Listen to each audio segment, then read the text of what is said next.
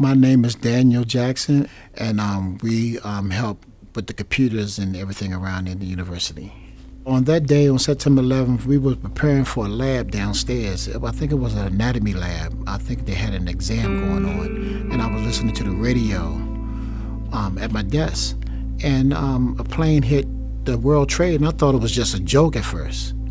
Then we cut on the little TV that was in the office, and I thought it was a small plane that hit it. Then we went downstairs, and I was telling my coworkers that a plane hit the World Trade. Then we went downstairs and looked at it, and we saw the other plane hit the World Trade. And I'm like, well, this is no joke, and this is serious. We are really under attack. This is really a terrorist attack. So we went ahead and set up for the exam and everything. And after the exam, we got word that the Pentagon was hit. And a gut feeling came over me because I knew my stepfather worked down at the Pentagon. Then after that, all the phones in the university just went dead. It just went dead. Nobody could call in and nobody could call out. I worked on the second floor, and the anatomical lab was down on the ground floor. So I ran up the steps, and my sister was the only one that got through. And she said she's on her way home. Dennis Stutz, my director at the time, got word, and they told us that it's best for us to stay here. You know, it'd be safe for us to stay here. And I was telling myself, I'm not going to stay here. I mean, I'm going to have to walk home. You know, I just wanted to get home to my family because I just had this gut feeling something was going on. So my coworker Marcus, he drove me home, and there was a lot of traffic that day. My mom, she worked down at Fort Myer, right across from the Pentagon. So I got down there. I went to my sister's house. My sister and my mom stayed together, and my stepdad. My mom, she was upset and everything because she saw the fire burner from the Pentagon, and she was just out there screaming, and she had the gut feeling something was going on too. She kept calling around. My mother wanted us to call the hospital and to make sure that we didn't heard anything like that, because we haven't heard anything from my stepfather at all. My mom and my niece was stuck down there. They wouldn't let nobody on or off base. So me and my sister was calling hospitals and everything, and my sister kept walking down to the bus stop and walking back home. She just didn't want to give up hope that my stepfather was okay.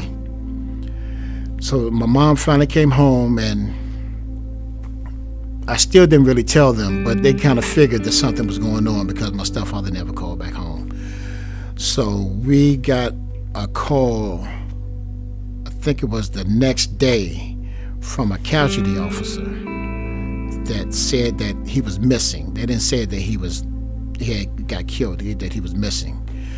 So through all that time, you know, we were going back and forth to meetings down at, they had this office set up in Crystal City, that all the family members that was going down there, they give us updates that was going on and everything. And when they finally found remains of my stepfather, it was like a month or two later. And the casualty officer, they called her, and she was with my mother at the time. And she didn't tell my mother that they had called her. She had to go home and put on her uniform and come back to my mother's house in uniform and tell my mother officially that my stepfather was killed. They found remains, and that's how we ended up finding out. His name was Jimmy Ira Holly. He had a more impact on my life than my biological father. I love my biological father, don't get me wrong, but I love my stepfather. My stepfather taught me more about being a man than any man, so I love him dearly, and he was a big part of me and my sister's life, us growing up and everything. And it was I just wanted to be there for my sister and my mother, trying to be strong for them and trying to be strong for myself. You know, I'm going home worrying about them having migraine headaches and crying. You know, I don't want them to see me cry. So I'm trying to be strong for them, and I'm going home crying myself. This is a bio that they gave us. A little story, a little poem that my mom gave, and it's about his brothers and sisters and me and my sister, my niece. And he just was a good man. I miss him a lot. I really miss him. And I really miss the fact that he's not seeing his granddaughter grow up. He's missing out on that, and my granddaughter missing out on that. That's the only thing I regret. Him and my mother could spend the rest of their lives together, and he's missing out on his granddaughter growing up, and my granddaughter missing out on him. He spoiled her, So I can imagine all the years he would have spent together. She would have been spoiled rotten. You know, she already spoiled rotten by us now, but you know, I just really missed out seeing them together.